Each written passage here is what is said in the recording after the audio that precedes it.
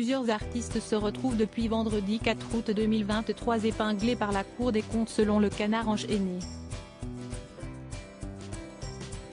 Parmi eux, Florent Pagny, Benjamin Biolay ou encore de Johnny Hallyday.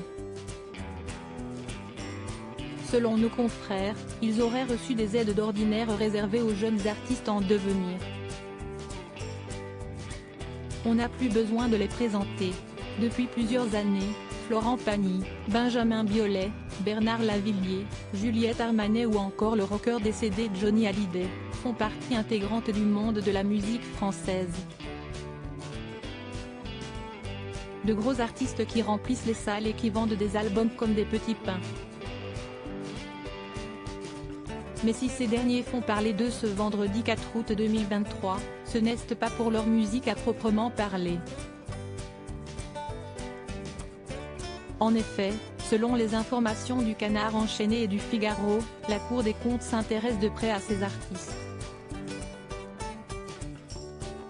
Selon les informations de nos confrères, ils auraient reçu plusieurs milliers d'euros d'aide à la création, d'ordinaire versés à des jeunes artistes en devenir. Un rapport dévoilé en juin 2023 de la Cour des comptes révèle par exemple que Florent Pagny a touché 271,000 € d'aide en 2021 alors qu'il a plus de 35 ans de carrière. Bernard Lavilliers, 60 ans de carrière, aurait touché 120,000 €. Des aides controversées d'autres artistes ont également pu en bénéficier à l'instar de Benjamin Biolay, 119,000 €, ou encore Juliette Armanet, 154 000 €.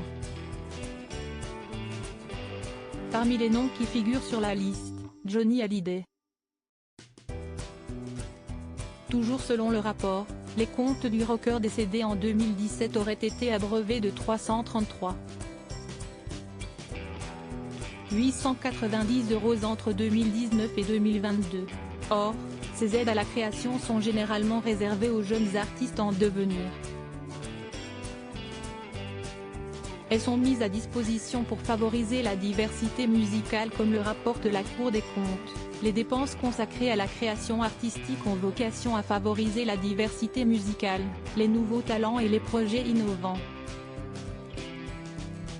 Bien que cette pratique ne soit pas illégale à proprement parler selon le Canard enchaîné, la nécessité est remise en cause. Toujours selon le rapport, la Cour des comptes s'interroge sur l'utilité d'aides importantes attribuées à des projets portés par des artistes installés et dont l'équilibre économique ne paraît pas nécessiter de soutien particulier. Une partie des aides serait donc touchée par les gros producteurs et les artistes et le reste serait réparti entre les petits labels et les jeunes artistes. Suite à ce rapport, la répartition va-t-elle être revue pour mettre davantage en valeur les novices? Affaire à suivre.